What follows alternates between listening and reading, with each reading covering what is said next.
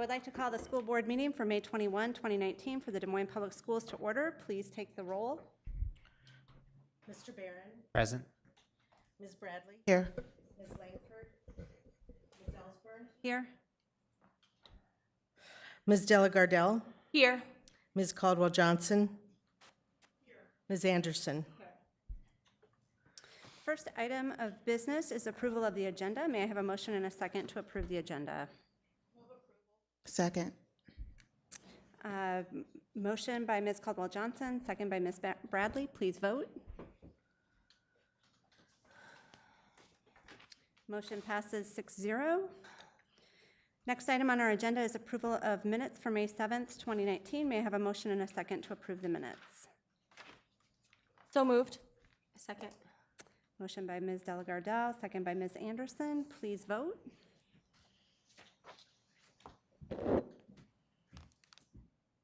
Motion passes 6-0. Next, we have district recognitions. I'll turn it over to Superintendent Ahart. Good evening, board and community. Tonight, I'm pleased to recognize two groups of students from here at Central Campus for their great work. But first, there's another quick item about Central Campus that I want to make sure our community is aware of. The comedian and writer Wyatt Sunak hosts a show on HBO called Problem Areas. This season, the show is focused on the issue of education, looking at both challenges and solutions at schools around the country. The most recent episode featured Central Campus, I'm happy to say, as a solution. The most recent episode looked at how education was adapting to the increased use of automation in the workforce. Our partners at DMAC were featured as an example of working with adults who have lost their jobs due to automation and learning new skills to find new opportunities. And Central Campus was featured as an example of how students are being prepared for life after high school or college in a more automated world. Both Tasha Brown and the students interviewed for the show did a terrific job and were great representatives of their school and the community. And if nothing else, you should tune into HBO and to see Tasha list all 37 programs at Central Campus in what seemed to be a single breath. So, for our actual live recognitions this evening, we'll start with the Junior ROTC Red Bull Battalion from Central Campus. Our Junior ROTC programs, both here at Central and at North High School, have regularly been honored as among the best in the nation. The Red Bulls this year have added to that legacy. At the recent National High School Drill Team Championships in Florida, these young men and women brought home a national championship trophy in the exhibition category. And I should point out that on most mornings, they are here at 5:45 a.m. to work on their skills, a reminder that hard work and dedication and discipline truly do pay off. The JROTC program is an important part of our leadership education initiatives here at Central, and it is my pleasure to introduce their instructors, Sergeant Robert Webb and Dave Verdi, to please come forward to share a little more about the latest recognition for the program and introduce the students who are with us here this evening. We teach leadership. So come on up. Oh, fantastic. Welcome. Thank you. The mic is yours. Perfect. Howdy, y'all. My name's Cadet Captain Wilson, and I'm the overall commander of the Red Bull drill team. Over the last couple months, over the last 9 months, our drill team has been meeting at 5:45 to 7:40, so we can hopefully attain a bunch of trophies throughout the Midwest and even down to Daytona, Florida. This year, we placed first place in an exhibition in Daytona. This is an unprecedented feat in our team's history, and we hope to keep it going. This was a great opportunity for leadership and teamwork, as I can't point to another group that I've grown more closer to than this group of Red Bulls over here. But truly, we owe the thanks to you for allowing our battalion to go down there and helping us constantly grow. So on behalf of the Red Bull Battalion and our Red Bull drill team, we thank you. Thank you. Congratulations.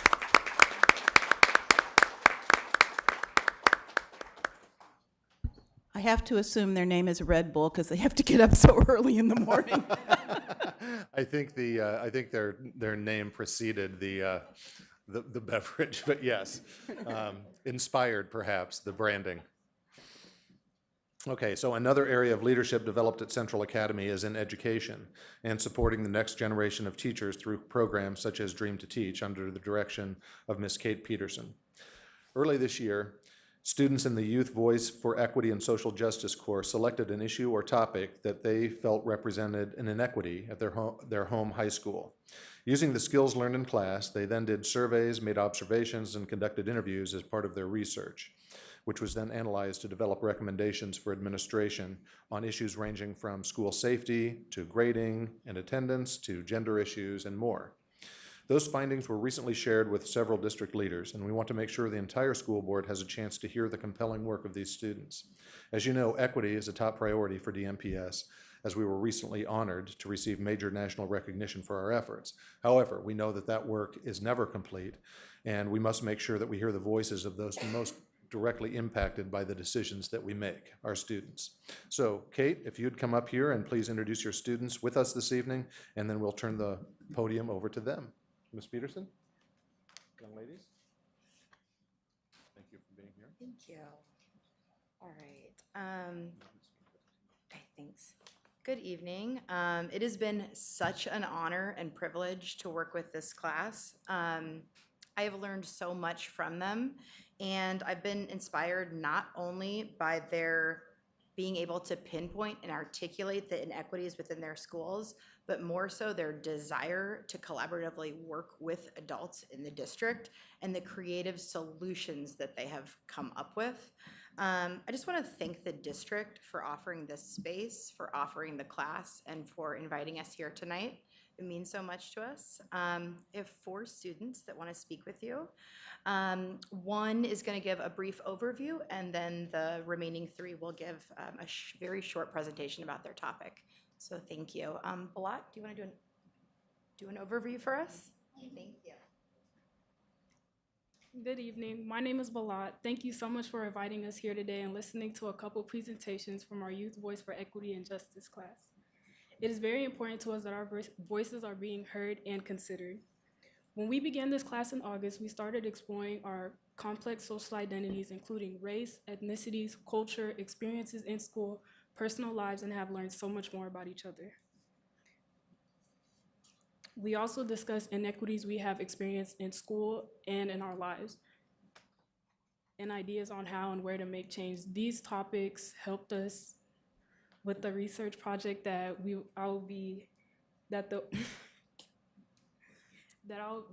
they'll be presenting shortly. Again, thank you so much for having us here today. And please let us know if you have any questions regarding any further research. And now we have Lyric Sellers.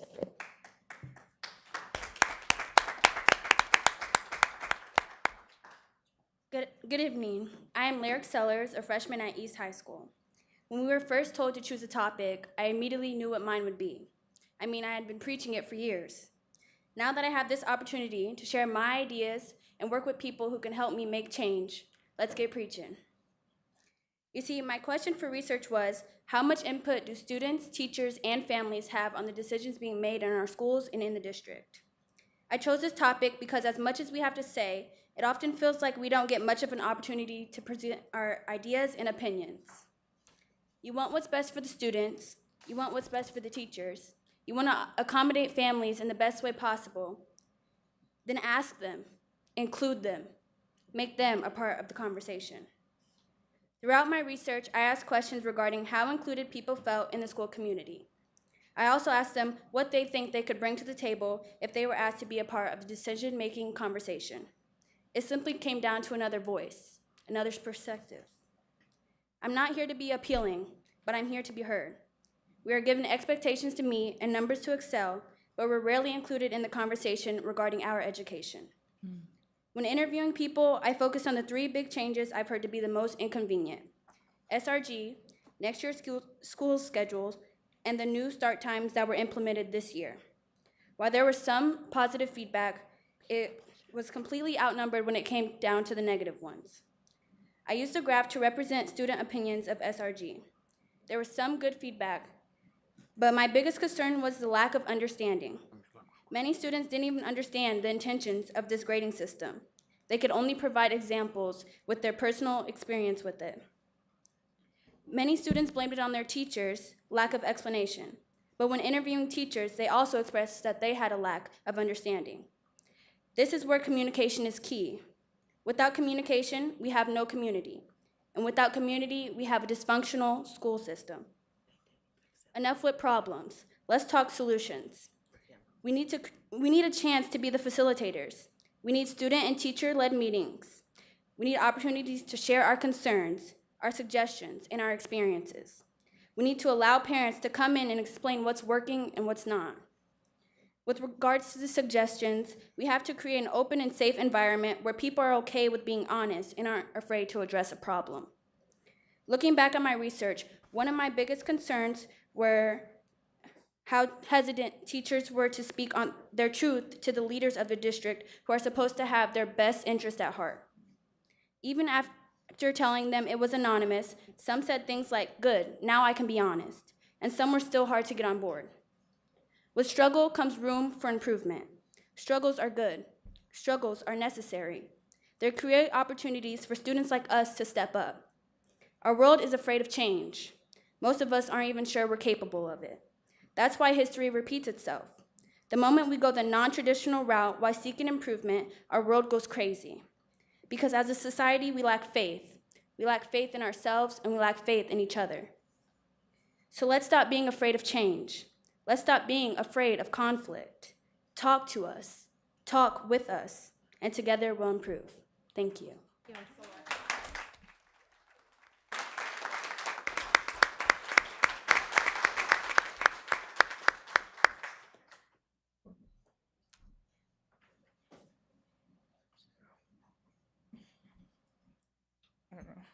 Hi, my name is Kiara Warner, and I'm a senior at East High School. So my topic that I will be talking about with you guys tonight is equitable discipline within East High School. Have you ever felt that something was unfair? Many people, including me, have felt this way.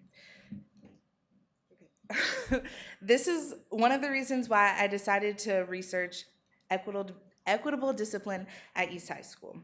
I wanted to see if others felt the same way that I do. The question that guided my research was that, is there an unequal way that discipline policies are applied at East High School? Throughout my research process, I surveyed and interviewed students from all ages, genders, and ethnicities to minimize bias. My surveys consisted of questions such as, my teacher consistently disciplines students regardless of differences, my teacher is consistent in how they get students to pay attention, my teacher consistently sends students out of the room for behavior, my teacher has a consistent cell phone policy, and my teacher consistently uses praise. Some of the patterns that emerged were that many students felt that their teachers did not use praise very often. And also, a majority said that their teachers do discipline their students equitably. But although there was a majority, there were still high numbers of those who disagreed with the statement. And I feel like that is something that we should still be looking into and working on. Some of the quotes that I picked from my interviews were, "She doesn't know how to handle teenagers, and she would be a better elementary school teacher than a high school teacher."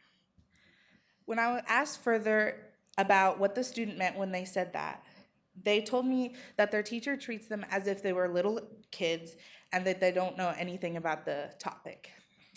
They told to me about how they felt that that was their favorite subject, but the teacher was making them dislike the subject more. To me, it's very sad that a student can dislike a subject just because of the way a teacher treats them or makes them feel. Now, I'm going to talk about some of the recommendations I have for you guys as some of the leaders in our district.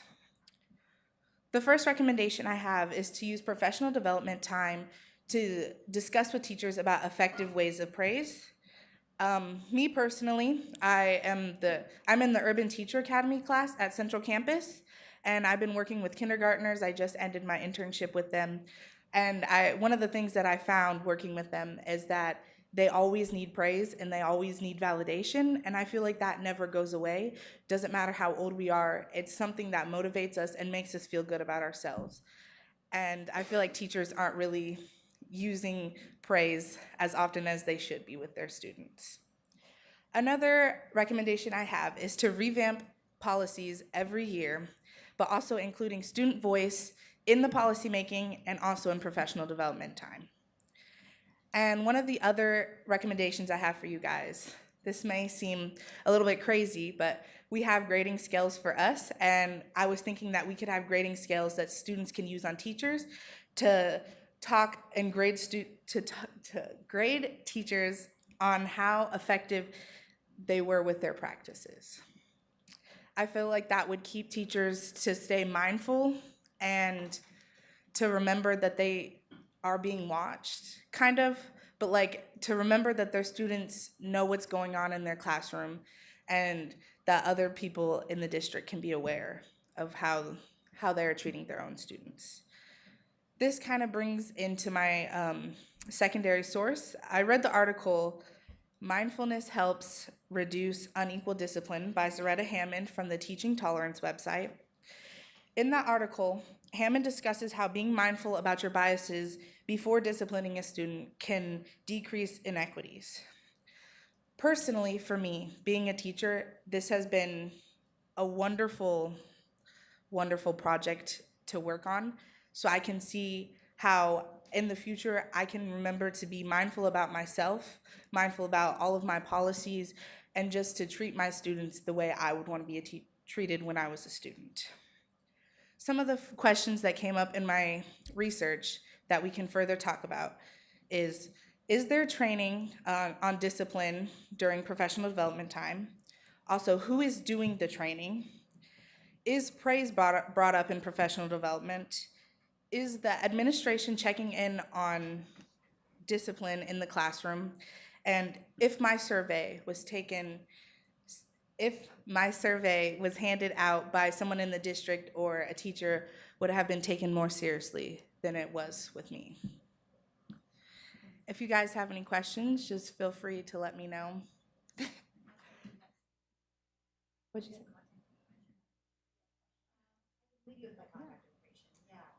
All right, thank you. Thank you.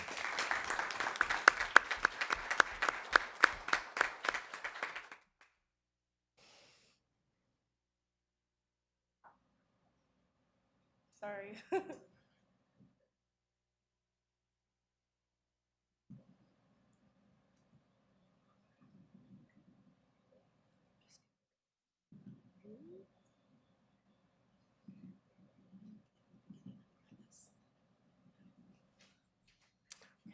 Hello, everyone. Good evening. My name is Gifts Fubel, and I'm a sophomore at Lincoln High School. My research project was based off of the question, are students at Lincoln High School experiencing racial microaggressions? And if they are, who exactly are they hearing them from? So if you look at your screen,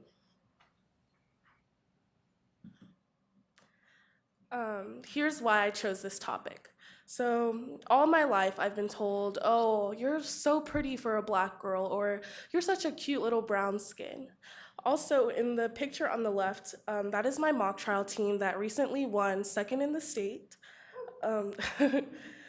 As you can see, if you look at the picture, I am the only black person there. All my life, I've been told, oh, you're so smart for a black girl. And especially after our big win, I have been told, oh, you're that type of black girl that's gonna make it far in life, or you're just that black girl. When in reality, I'm just pretty and I'm just smart. So, who did I interview? I made a survey for Lincoln students ages 15 through 19. I also made sure to include all races, so I wasn't biased. I contacted teachers and other staff, so I contacted janitors, talked to our principal. I talked to a lot of different staff of different age ranges to make sure that if someone was new to our school, I could get information from them and also information from older people. Some of the questions that I asked were whether or not people actually knew what a microaggression was. I also asked students if they had ever experienced one, and if so, who from. I asked staff whether or not they had ever categorized a student by a microaggression, and I also asked students if they had ever responded to one. Some of the patterns that emerged from the responses that I got from my questions were that some students and staff had no idea what a microaggression was. I also found that students hear microaggressions mainly from staff and their peers. I think the reason why our students are actually hearing these microaggressions from our peers is because if we are hearing them from our staff, that's what we're being taught. So we're basically like led to spread them around as well. Also, staff informed me that they are sure they have probably used microaggressions, but they couldn't exactly like tell when, like they couldn't give me an example, but they know that there are unintentional microaggressions. And they said that a student has never confronted them about this. And I think the reason why our students aren't confronting our staff about these racial microaggressions is because they don't know how to, or they don't even realize that it is a racial microaggression. One example of a microaggression that I found while I was doing my research was my friend. Her name starts with an A, and she is an African-American woman, and her pre-calc teacher that she's had for 2 years has called her the name Alcatraz. If you're not familiar with Alcatraz, it is a federal prison that is very, it's known for being where the worst of the worst go. The fact that her teacher could not pronounce her name and decided to call her Alcatraz, it's kind of weird because there's that whole correlation between Black people in prison and the fact that she's a dark-skinned African-American girl and she's calling her a prison. It just seems weird, so that's a strong racial microaggression there. Some recommendations that I have in order to rid of this issue is to have student panels. We can have days where we have a panel of students and we ask them questions. We could ask them questions about microaggressions, about how they feel like they should respond to microaggressions, or even if they feel like they should. We're not going to be able to find out how these microaggressions are actually affecting students if we don't ask them. Second, I think we should bring in guest speakers. We should find someone who is actually educated about these racial microaggressions and ask them to educate our staff, which will eventually educate us. Another microaggression that another recommendation that I have to rid of this issue is to actually call out these microaggressions. If we hear a microaggression in the hall or even at one of your school board meetings, we should address them. But we have to remember that if we actually want to fix the problem, we have to call people in instead of out. If we just go ahead and tell people what they're doing wrong without any solutions or anything like that, then we're not gonna solve the problem. And that is it. Thank you. Thank you.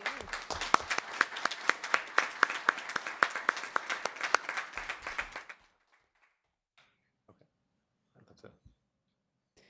Thank you for those wonderful presentations, and I think we've all taken something from them, and some of us will probably follow up later. Thank you. Bravo. Yes, Ms. Caldwell-Johnson. So I just want to say, first of all, thank you, ladies, for coming.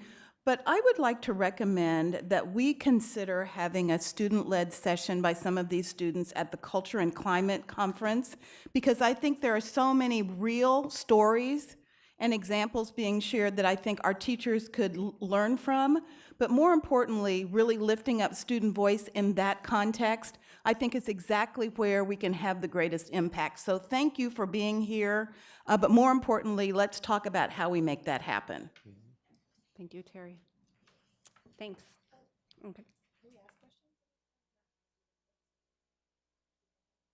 Sure. So I apologize, ladies, that I was late and missed the introduction of who you are, but if I'm correct, this is the group of students that you have been talking about who is a part of doing that research team in terms of our equity work. Exactly. Yeah.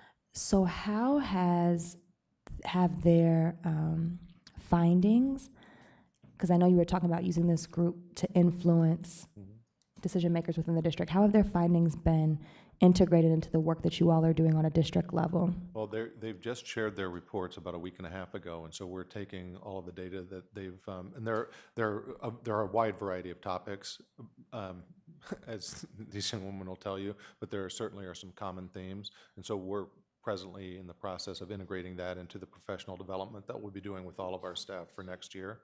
And then there are some other opportunities that we're going to talk further about in terms of giving more opportunities for student voice. We don't know exactly what that's going to look like. I think there's some things that we can do at a district level, but we also think that there are some things that we can schedule in on a regular basis at our middle school and high school levels, especially just to have a more ongoing, continuous conversation on some of these challenges. Thank you. Can I quickly, before we move on, I am such a fan of this class, and I just want to thank you all for the work that you've put in. My daughter's been in this class, so I know what you guys have gone through to get your research, but really, I just applaud you for your work that you have done, and we are here for you. So all of the things that you have shared with us this evening, I know we really will take to heart, and I hope that we can get it out to teachers, but also make changes that we need to make. So I just want to thank you for the work that you've done and applaud you, and look forward to working with you again in the fall. Okay, thanks, everyone. Next item on the agenda is the consent items. We allow any person the opportunity to speak to the board for up to 5 minutes following the presentation of an agenda item. If anyone wishes to speak to an agenda item, please go to the information desk to sign up. Remarks must be germane to the agenda, and we ask that you avoid reference to personalities and character attacks, as those types of comments serve no productive purpose. We appreciate your input. As a reminder to the board and public, the board will not engage in discussion or deliberation with a speaker regarding comments made to agenda items. Discussion and deliberation will remain among board members at the board table, with speakers' comments informing said discussion, deliberation, and determinations as deemed necessary. Ms. Delgardelle, do you have the motion? Yes.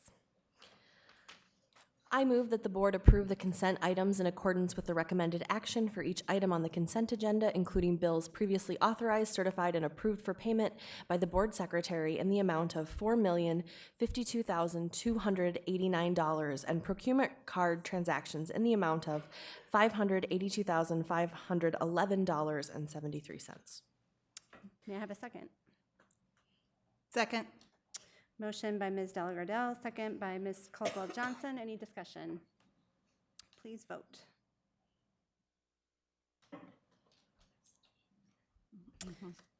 Motion passes 7-0. Next, we have a public hearing. The public hearing will come to order. Is there anyone wishing to speak to item E1, public hearing for sidewalk easement at Merrill Middle School? Hearing no one, I'll close the public hearing. Dr. Ahart, would you please introduce the matter? I recommend the board approve granting a sidewalk easement to the city of Des Moines at Merrill Middle School, 5301 Grand Avenue, following a public hearing. May I please have a motion and a second to approve the public hearing and superintendent's recommendation? So move. Motion by Ms. Caldwell-Johnson, second by Ms. Anderson. Any questions or discussion? Please vote.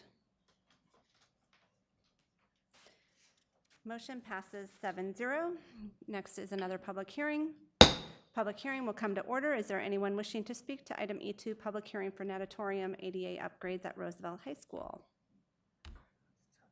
Hearing no one, I will close the public hearing. Dr. Ahart, would you please introduce the matter?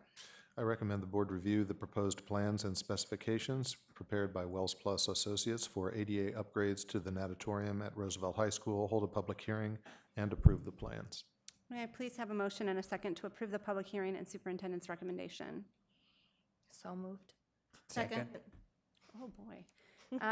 Motion by Ms. Langford, second by, I'm not sure, Ms. Caldwell-Johnson. Any questions or discussion? Please vote. Motion passes 7-0. Another public hearing. Public hearing will come to order. Is there anyone wishing to speak to item E3, public hearing for FY 2019 budget amendment? Hearing no one, I will close the public hearing. Dr. Ahart, would you please introduce the matter? I recommend the board approve the budget amendment as presented following the public hearing.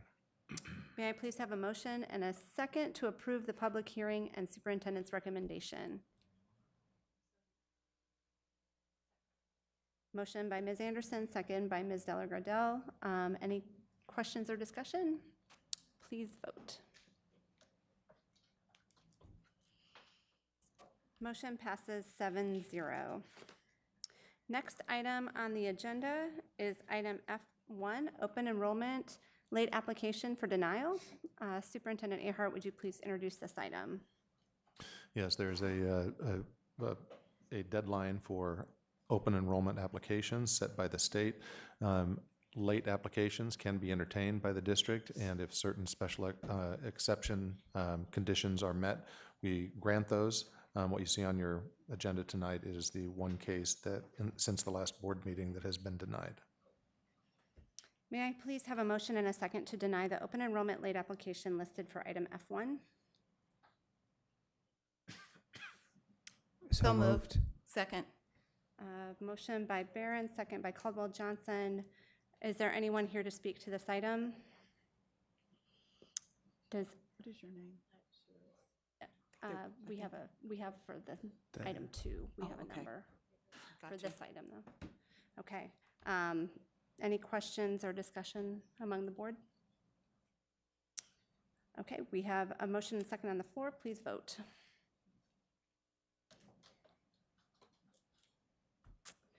Motion passes 7-0. Next on our agenda is item F2, open enrollment appeals for denial. Superintendent Ahart, would you please introduce this item? Yes, those the cases that you see on your agenda this evening are those timely applications for open enrollment that were denied, and this is the appeal for those original denials. May I have a motion and a second to deny the open enrollment appeals listed for item F2? So moved. We do have speakers to this item. Amy Ross.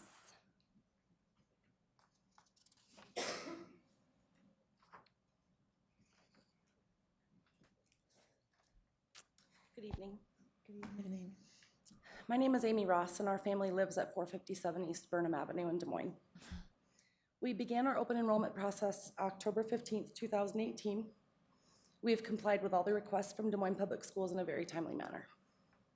The first thing I would like to point out in section 218.18 open enrollment, it states, "It is therefore the intent that this section be construed broadly to maximize the parental choice and access educational opportunities which are not available to children because of where they live." I am here today to representing my son and my family. Nicholas came to us at the end of his 7th grade year, requesting he not attend Lincoln High School, just as his older brother didn't. My husband, Nicholas, and myself has discussed this, and we feel it is right to move for our family. I wanted to bring to the attention of the school board that this is something my son Nicholas wants, not only his parents. He is here with us tonight because I feel he is old enough to understand, and we want him to know that his parents have done everything in our control to fight for him. When he asks me why he cannot go to Carlisle High School, I can tell him the real reasons quoted from our denial letter. First, he was randomly assigned a number when DMPS received his application. It was not based on being proactive by applying back in October. Second, the diversity plan. Des Moines Public School has to follow the state rules instead of allowing a student to make a choice to improve his education. Tonight, I want to remind you of the reasons Nicholas would like out of the Des Moines Public School District, so we are acknowledged instead of just a paper crossing a desk at the school board members.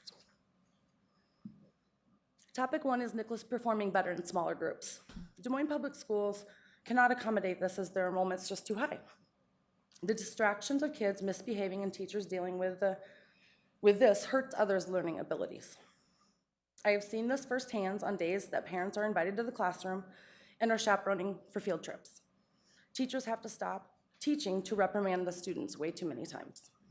I understand this may be a problem of parents not working with those teachers to correct this, but in my son's case, this is a detriment to his learning. I have also witnessed several behavioral issues at Lincoln High School that were handled in the improper way, due to administration not always being in designated areas. This will be worse in the upcoming year when Lincoln Rails combines into Lincoln, Maine. Topic 2 is the fact that our oldest son did not attend Des Moines Public Schools. He did for the first semester of his freshman year. Options were available to him due to academics and other opportunities at other high schools, and this was just better for his future. We want to do this for all our children. Our oldest son was ridiculed for transferring out, which causes a concern for Nicholas to attend Lincoln High School. My oldest son is now starting his sophomore year of college in 2 weeks. Our family still hears negative feedback, leaving Lincoln to go to another high school. My oldest son, my husband, and I, we can hear those things as we are adults. But Nicholas does not need to hear those things at school in an atmosphere where he is supposed to be learning, not being distracted by other children that do not know how to behave and act respectful to other people's choices. Topic 3 is the fact that my mother-in-law will be his primary source of transportation. My husband and I work hours that do not allow us to transport our children. My mother-in-law is retired, and she has stepped up to do this for us, which is awesome. She lives on the border of Carlisle School District. This would make it a lot easier for her to transport him to school and his activities in our absence. Topic 4 is a hardship it would put on our family. We would be forced to make a hard decision, either forcing our son Nicholas to attend a school where he is not happy, putting our house up for sale to move to a district, or send him to a private school, the latter two causing financial hardship for our family. I would like to close with, I hope Nick is more than a number to all of you, because he sure is to our family. Thank you very much for your time. Thank you. Bless you. Lisa Newton.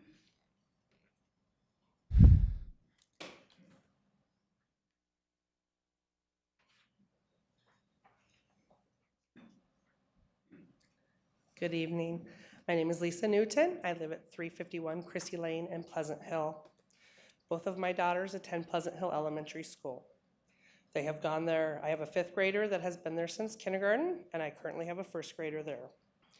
Our request for appeal on the denial is very simple. I mean, our children are not minorities. They do not meet your minority rules. Our request is just for the fact that we don't feel that their educational needs are being met where they are. Danica, our 5th grader, has struggled with reading since 1st grade. They have reading intervention at Pleasant Hill Elementary School through 2nd grade. At 2nd grade, it stops. When I submitted my appeal, I did submit Iowa development scores for her testing, and every year since 3rd grade, she has been below grade level for reading, and now this year has started reading and math. We have asked the teachers nonstop, what can we do to help her with her reading? And they just keep telling us, just keep having her read. We've had her at the library, asking the librarian for the correct reading level books. We were lucky enough to have a lady that lived 2 doors down from us that is a retired teacher that also volunteers at the school, the same school, and assists with reading. And Danica has worked with her summers. They go to the library, they get appropriate books. The lady that lived down the street from us taught Mom a thing or two about getting on Google and looking at the right books and the reading levels. None of this has helped Danica's reading. She continues to read below grade level. We know it's not the teachers. They're doing what they can, and but all they can tell us is just keep reading. That's not helping us. I mean, we've done what we can at home. We have books. We've worked with the tutor. We make her read to the point where she dislikes reading. We don't know what else to do. We can't afford to move. We can't afford to hire private tutors. We now are having a problem with math. Just this year, we have gone online. We have actually got on Google and purchased her math books. So she has copies at home. We have been told that they're not allowed to bring them home from school. And Danica and I have spent many nights till 10:30, 11 o'clock at night, a 5th grader, working on her math because she can't get the help she needs at school. Problem number 2 comes in with our 1st grader, Bristol. We are now kind of going down the same road with Bristol. We went to conferences in the fall and then again in the spring, and now Bristol is reading below grade level. Again, Bristol loves to read. We have books at home. We read to her, she reads to us. and still below grade level, and we're trying to get this stopped before they move on. Danica is getting ready to go to junior high next year at Hoyt, and I don't feel like her reading is going to improve any. So we are asking for open enrollment to Southeast Polk. We know that they have reading intervention through 7th grade. We also know that they have tutoring available every Saturday morning from 8 to noon that is free. There are always 2 teachers there that will work with the students with whatever they need. Thank you. Thank you. Pat Rice Larimer.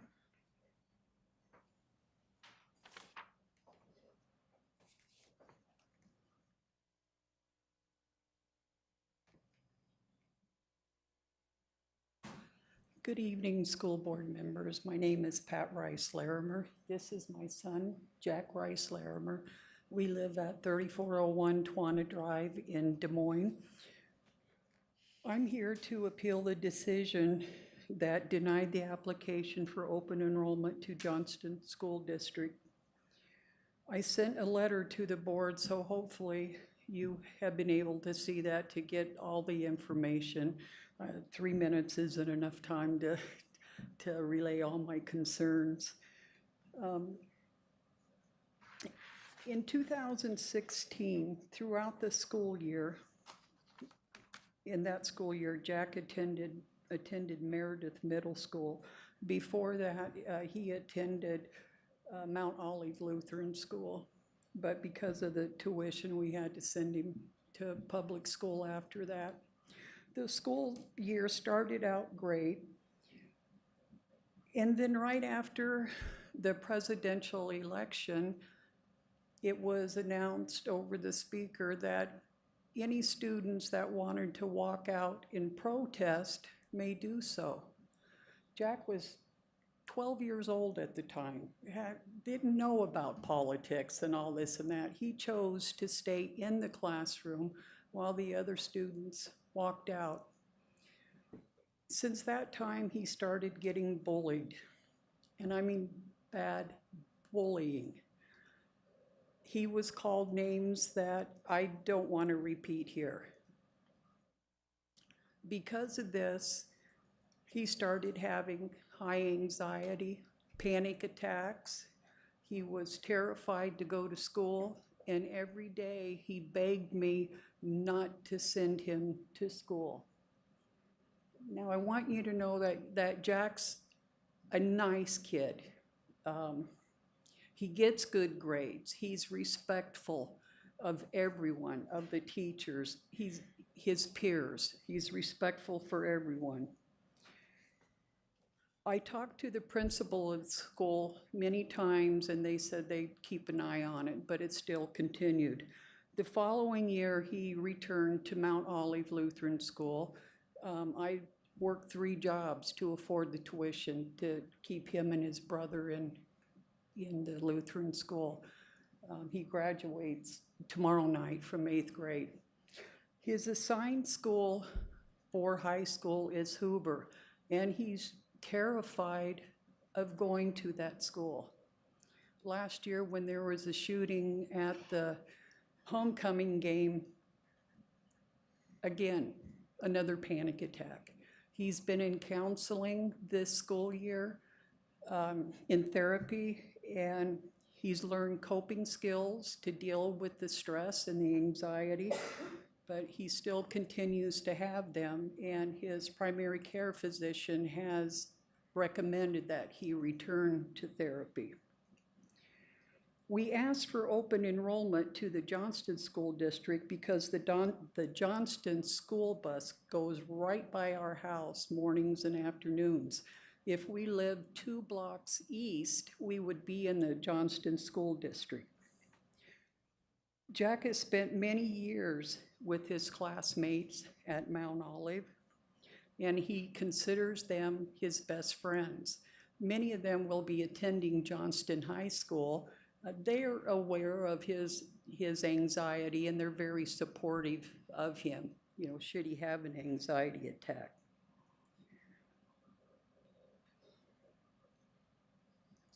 He's very fearful about the kids that bullied him in middle school will be at the high school also.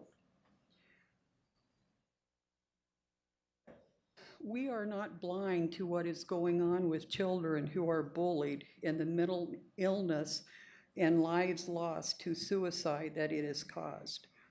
The today we live in is not the same as what you and I grew up in. These children's social standards and social media is on the top of their list. I don't want my son to be a casualty because of jurisdiction. A lot of this is harsh, but it's true. The path Jack's life will take due to attending Johnston or Hoover will make a significant difference. My hope is that you approve the application for open enrollment. Thank you. Thank you. Is there anyone else here wishing to speak to this agenda item? Okay. We do have a motion by Barron and a second by Delgardelle. Is there any discussion, or does anyone have any questions? Okay, please vote.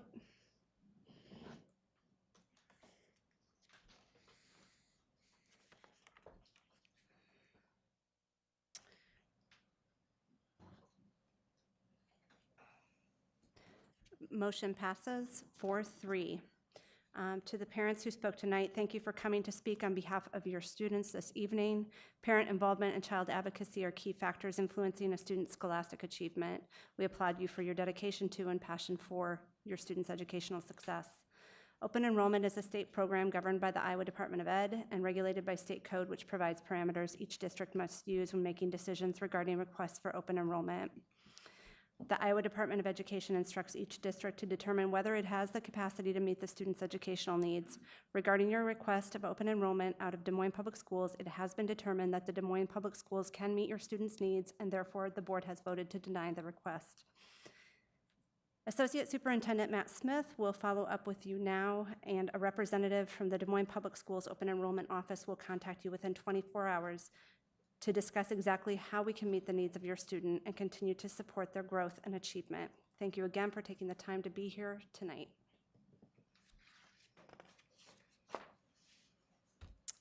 The next item on our agenda is item F3, review of board policy management limitation 2.7, emergency superintendent and senior cabinet succession. And I will turn it over to Dr. Ahart to introduce the item. Yeah, so the board modified the long-standing, very short policy that only addressed emergency superintendent succession last year and added senior cabinet succession and some other detail to the policy. And so what I have before you tonight in the attachment on the agenda item are highlighted in yellow a couple of changes that I'm asking for you to consider in the actual wording of the policy, and then following that, the interpretation of the policy for your feedback prior to actually having this on the board as a monitoring report in, I believe, in July. I can't remember when it's scheduled for. Actually, that was, we just approved it tonight, but.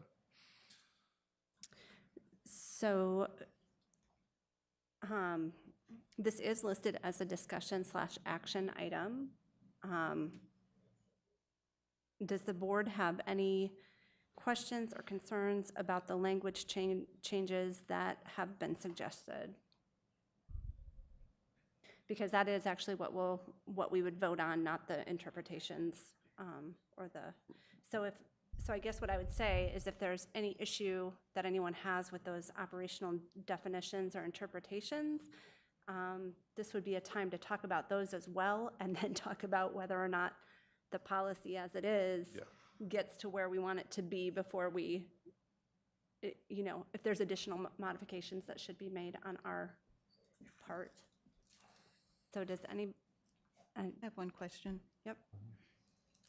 I think this likely was probably in our original policy, but since it's not highlighted in yellow, But would we be better served to be very specific about the certification required? So it says who are appropriately certified, as opposed to, because I'm assuming there that those are individuals that have the superintendent's license, right? Yes. So I'm just wondering if maybe a clarifying point might be, as opposed to saying appropriately certified, that who possess the superintendent's certifications or license or whatever the term is, so that there's no confusion about what that means. In case any of us aren't at the table, there's clarity there. That would be my only other change. So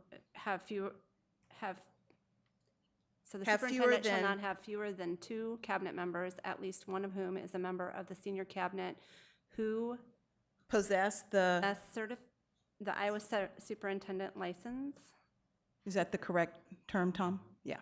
who possess an Iowa superintendent's license And is fully trained in and are board fully and- trained in board superintendent processes and procedures.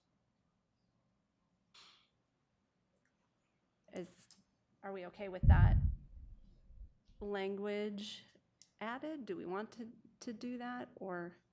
Is there any scenario in which somebody would have the qualifications but not have the license? Yeah, if somebody could have the qualifications and not have either have not applied for the license yet, or their license had lapsed. And can we? So I suppose that is a. Would we be able to have them as an acting or interim then, if their license had lapsed? Or if they didn't have the correct licensure? No. Well, it doesn't matter then. Yeah. So do we want to change that language, or are we good, are you saying it doesn't matter? I think Terry's point makes sense. I just Okay. wanted to make sure that we were being appropriately specific, and if the right person, if we knew we were covered and we had somebody who had all of the training to be a superintendent but just didn't have the current license, I wanted to, and if that person could have fulfilled that role, then I would have said you don't necessarily have to go as far as saying they have to have the certification, but if they ultimately have to have the certification and to fill your spot, then let's just say they have to have it and go from there. Sounds good. Yeah, that makes Everybody sense. good with that? Okay. Is there any other discussion on this at the moment? Yeah. This is just, a language, but I'm curious, what designates acting from interim?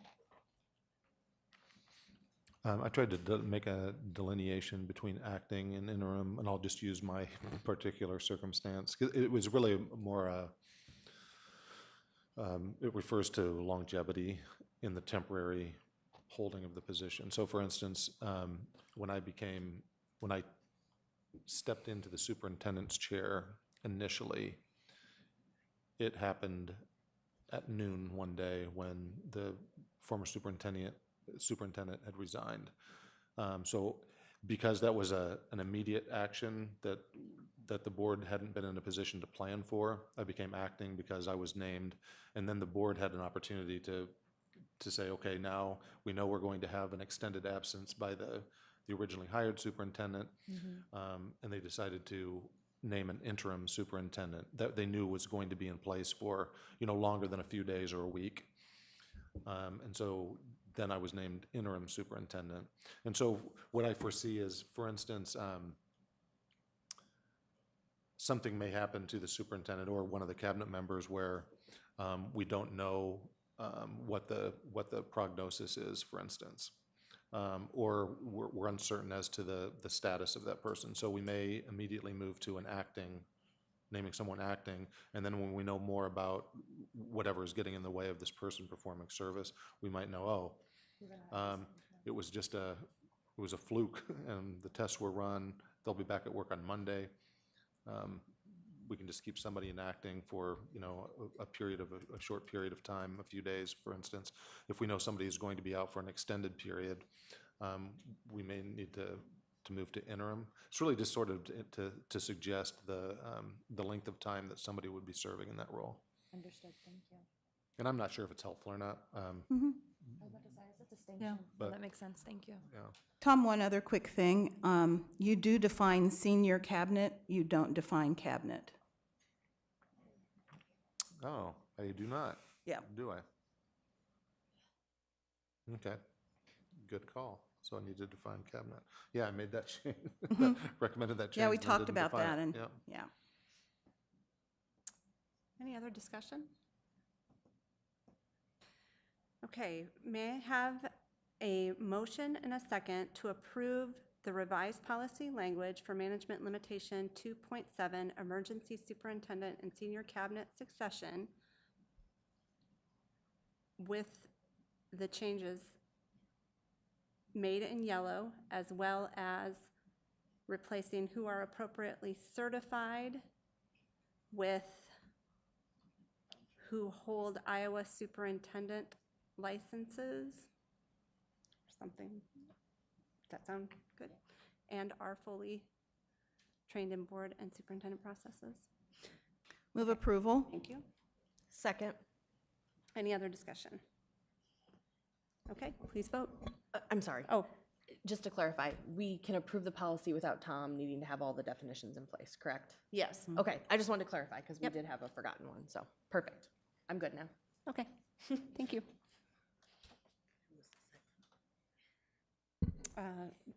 Motion by Caldwell Johnson, second by Delagardelle. Motion passes 7-0. Thank you. Next item is item F4, the board work plan. Board lays out the means by which we agree to govern the district on behalf of the community and for the benefit of our students through governance process policies and our board management delegation policies. The board self-monitors so that we fulfill this agreement. The board's work plan further details work we've committed to doing to fulfill our governance duties with integrity. According to our governance process policy 1.1.5, the board will allow no officer, individual, or committee of the board to hinder or be an excuse for not fulfilling its commitments. With that in mind, the board's work plan is a standing agenda item as part of our self-monitoring and accountability process. And I will turn it over to Kirsten.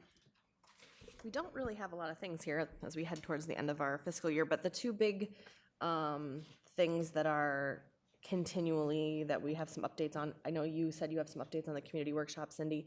And then just to highlight for the board, we had set ourselves a deadline of June 1st to have our evaluation tool for our superintendent for this next year. And it just says that the board's going to be doing that work. So I don't know if we want to have a more in-depth discussion at this meeting about how we'll get that done, because that's like less than 2 weeks, right? Right, so Yeah.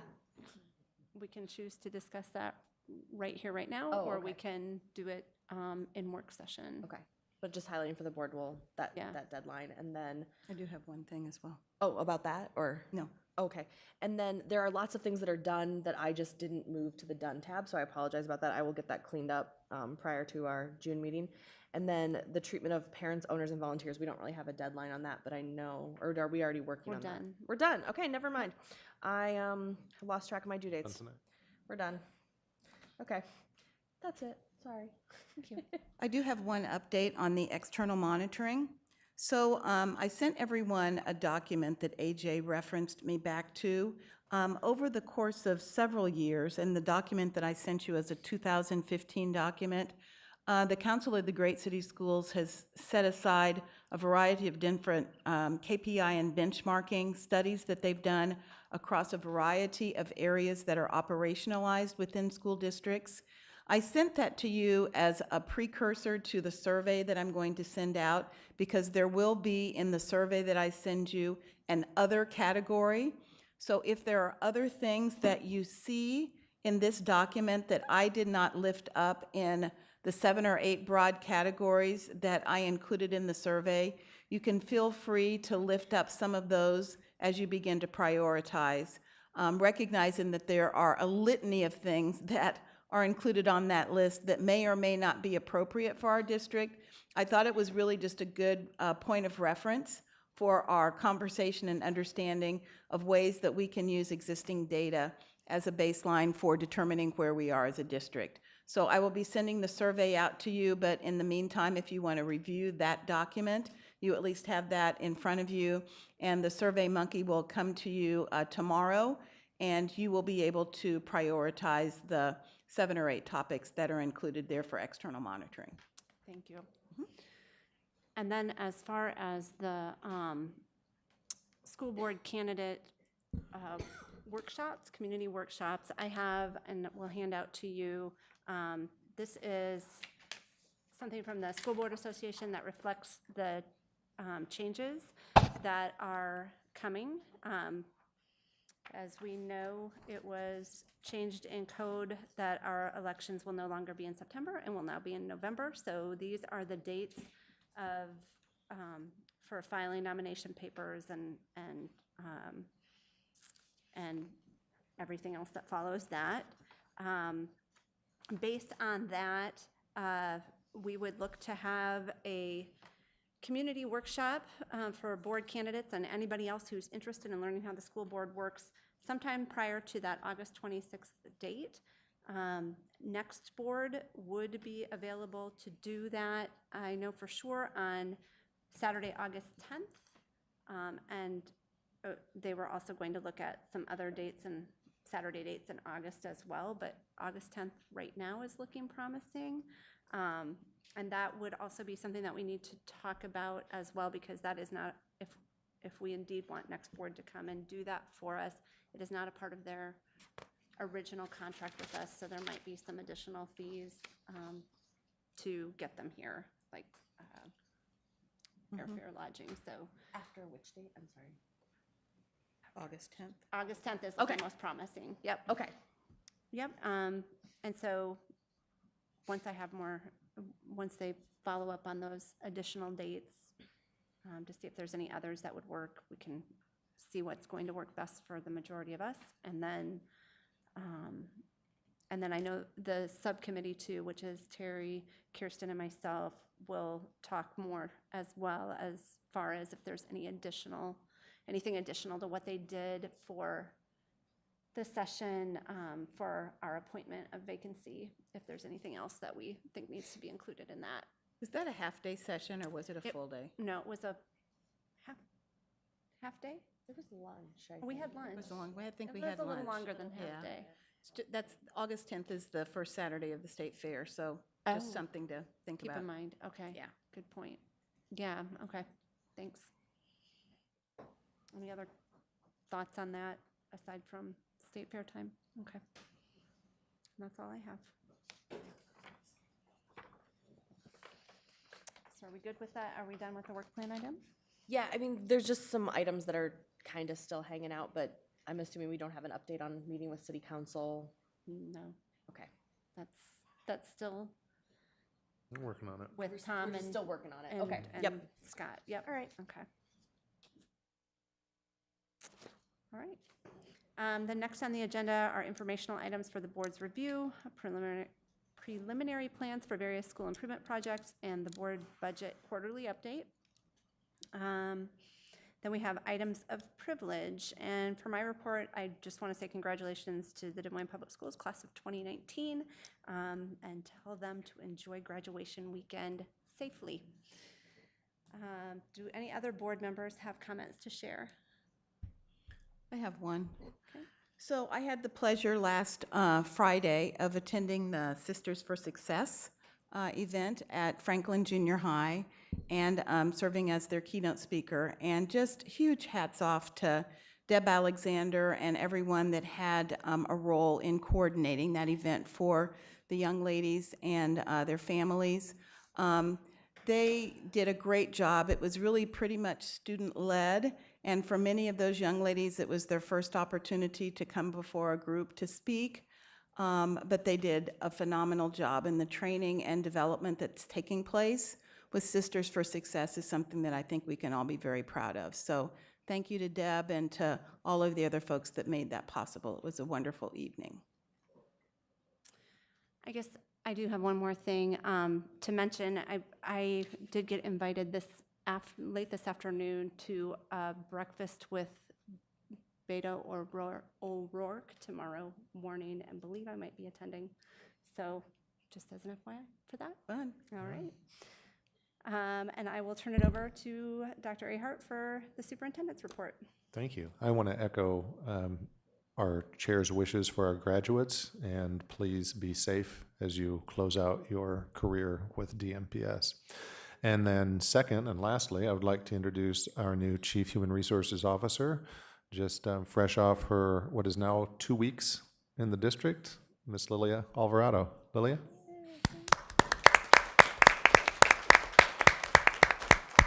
And I will just share with you that I will be talking with our board officers about scheduling some work session time, hopefully in June, where we can have a deeper discussion with her. But I wanted to take an opportunity to at least put a face with a name and give Lilia to share a few remarks if she wishes. Yes, it is so exciting. I hope you got to read a little bit about my background and where I come from. Very passionate about education because I am the result of that opportunity of somebody giving me a chance when the majority may have just turned the sight the other way. So a lot of opportunities for improvement. I think the vision that the superintendent shared with me along the way, the tough questions during the interview. I don't think I have ever been interviewed by that many people, so that you know. It was a very intense process, but I understand why, right? Because I know it is a very critical role. So I'm excited. The vision is phenomenal. I hope through the working session we'll get to share some more of that, but I wouldn't be here without the chief's vision of taking the school to the next chapter, and that's an exciting chapter, so I'm looking forward to it. Thank you for having me. Thank you and Thanks, welcome. Lilia.